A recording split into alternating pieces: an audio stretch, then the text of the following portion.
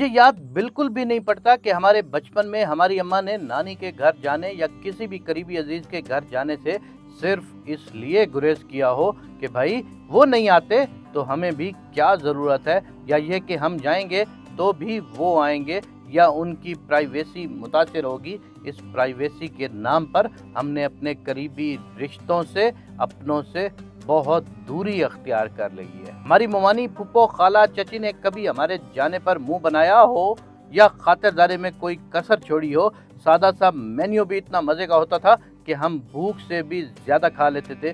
पता है क्यों? क्योंकि सब इकट्ठे होते थे, एक दूसरे के बच्चों को खिलाते प्यार से। दस्तरखान पर रौनक ही रौनक होती थी और हंसी मजाक में भूख भी ज़्यादा महसूस होती थी। अम्मियाँ कहीं भी जाकर मेहमान नहीं बन जाती थी कि मेज़बान थकावट का शिकार हो।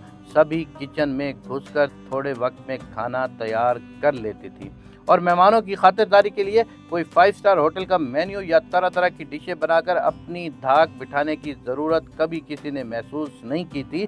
जो बना होता था सभी खा लेते थे। मटर वाले चावल, मुर्गी का शोरबा, दूध वाली सवैयाँ, गुड़ वाले चावल, गुड़ वाला दलिया, मेवे वाला गुड़, खोए वाला गजरेला, साग, चावल के आटे की रोटी, दाल वाली रोटी के साथ अचार, नाश्ते में आलू या मूली के पराठे और चाय जो प्यालों में पेश की जाती थी, उसका मज़ा आज तक ज़बान को याद है। जो पार्टी खाने में मदद नहीं करा सकती थी, यानी हम कज़न, उनकी ड्यूटी बाद में दस्तरखान समेटना और बर्तन धोना होती थी। लड़के सहन में पानी का छिड़काव करके तरतीब से चारपाइयों पर बिस्तर डाला करते थे और सोने का इंतज़ाम हो जाता था। अम्मी, खालाएं, ममानी और नानी, जिन्हें हम बीबी जान कहते थे, मिलकर बातें करती और सब्जियां बनाती जाती और यही तरतीब हर घर में छुट्टियों में बदलती जाती।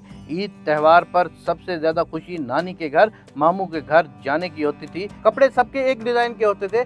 जिनकी इस्तिताअत हो या जिनकी इस्तिताअत ना हो, उन सब की एक ही डिज़ाइन के कपड़े होते थे। कोई मुकाबलेबाजी नहीं होती थी। अपनों में बराबरी होती है, मुकाबलेबाजी कभी नहीं होती। इज्जत का म्यार सिर्फ उम्र थी, यानी जो भी बड़ा है उसकी इज्जत और उसकी बात मानना हर छोटे पर फ़र्ज था और गलती पर डांटना हर बड़े का फ़र्ज था।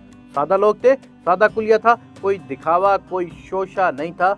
ये जो आजकल रिश्तों के नाम पर मज़ा और तंज़ी अंदाज में जुमले लिखे जाते हैं, मुझे बहुत दुख देते हैं। हम में से हर कोई ज़िंदगी के किसी न किसी मरले पर फुप्पो, चाची, ममानी, सास, बहू ज़रूर बनता है।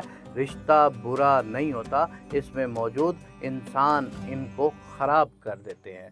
खुदारा एक दूसरे के घरों में आते जाते रहें, मिलते जुलते रहें। ऐसा ना हो कि आपके या उनके जाने का वक्त आ जाए और ये भी कितने दुख की बात होती है कि इंसान ज़िंदगी में मिल ना सके और फौतगी के वक़्त चेहरा देखने के लिए भागा जाए। ज़िंदा रिश्तों की कदर करें, अपने प्यारों की कदर करें। अपनी ज़िद और अना में हमने अपने बच्चों को उनके रिश्तों से दूर कर दिया है।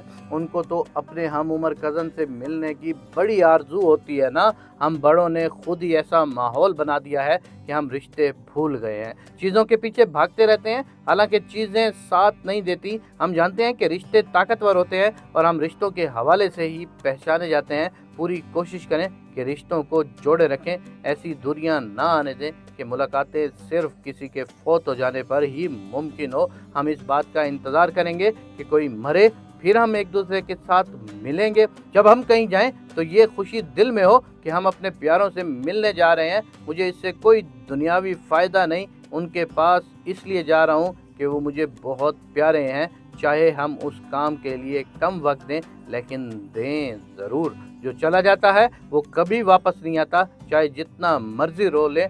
खुशियाँ तकसीम करने की कोशिश करें, आसानियाँ बांटने की भी कोशिश करें।